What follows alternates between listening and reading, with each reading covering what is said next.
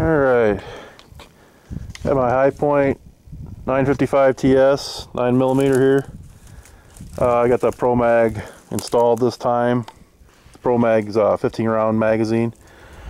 Stock one comes with a 10. I just want to show everybody how long it is out the handle of the gun.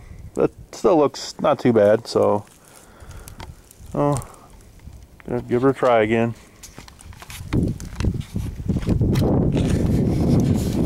Gonna aim for the upper half of the target this time. I shot up the bottom half.